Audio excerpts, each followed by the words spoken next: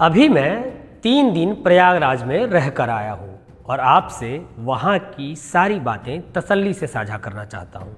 सबसे पहले यदि मेला प्रशासन की बात करें तो व्यवस्था बढ़िया दिखता है बाहर से, लेकिन कुछ मामलों में भेदभाव है और कुछ मामलों में चोरी भी। अब जैसे आप सफाई कर्मचारियों को ही ले लें, एक तरफ देश के प्रधानमंत्री हजारों करोड़ के खर्चे पर स्वच्छ भारत अभियान का प्रचार प्रसार कर रहे हैं, वहीं दूसरी तरफ प्रयागराज के सफाई कर्मचारियों को कईयों को महीनों से वेतन नहीं मिला है और कईयों को पिछले वर्ष के महाकुंभ वाले काम का वेतन भी भुगतान नहीं किया गया है। पिछला मेला का मार्च का पैसा था, इस महीने 1 साल होने वाला था, वो पैसे उन लोगों ने डाला नहीं था, उतना पूरा नहीं मिला। पिछले साल कहा गया था कि 16,000 आपकी सैलरी आएगी, यहाँ 16 नहीं 12,000 आ रही जितने कहा गया था, मतलब 4,000 कटौती कर जी।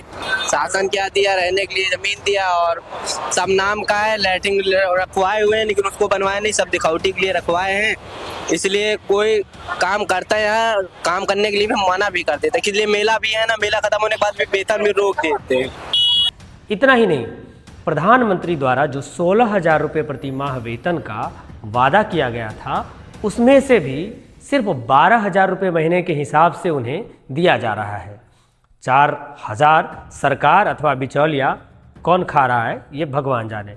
कर्मचारी जो ओवर टाइम कर रहे हैं उसका भी मेहनताना इनका ठीक ढंग से नहीं किया जा रहा है।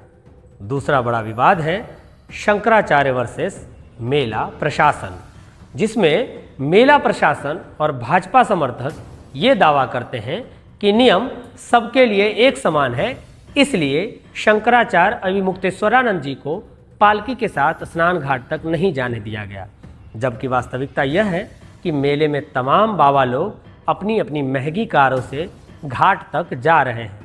एक चर्चित बाबा तो बुलडोजर के साथ भी वायरल हो रहे हैं।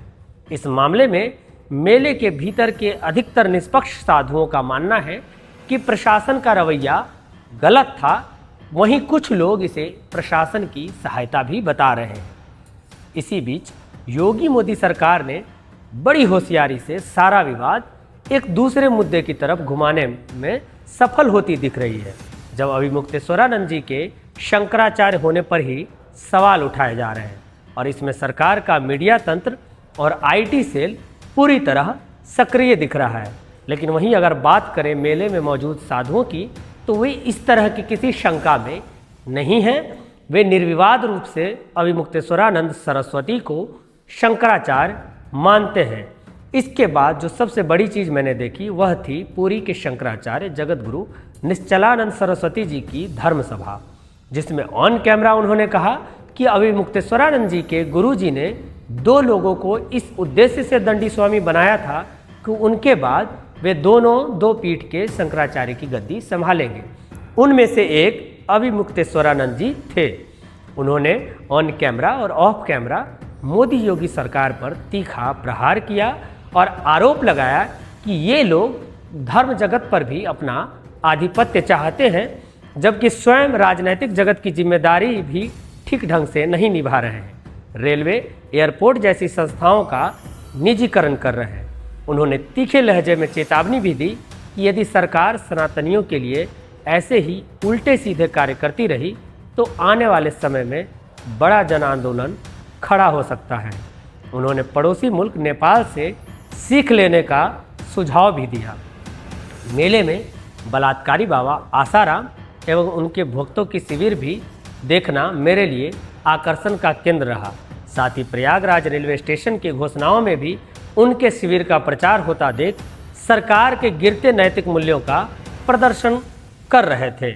इसके अलावा मैंने गैर जिम्मेदारी से भरा एक बहुत बड़ा भीड़ और जनसैलाब भी देखा, जो कचरा फैलाने, नियम का पालन न करने और व्यवस्था को अराजक करने में कोई कसर नहीं छोड़ रहे थे। भाजपा गुट के कुछ साधु भी इस मामले में पुरजोर तरीके से राय रखकर बाहर से मामले को डाइवर्ट करने की कोशिश कर रहे हैं, लेकिन ओवरऑल प्रयागराज में बिताए समय और अनुभव से मैं यह कह सकता हूं कि संत समाज धार्मिक मामलों में सरकारी हस्तक्षेप से खुश नहीं है और उन्हें खुद को सनातन हितैषी कहने वाली पार्टी के सरकार से बेहतर व्यवहार की उम्मीद थी।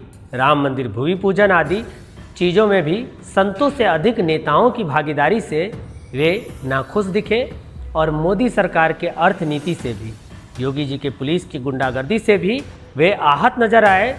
और यह सब मिलजुल कर यदि आने वाले दिनों में कोई बहुत बड़ा जन आक्रोश फूटता है तो अतिशयोक्ति नहीं होनी चाहिए। अन्य खबरों के लिए देखते रहिए जनपद।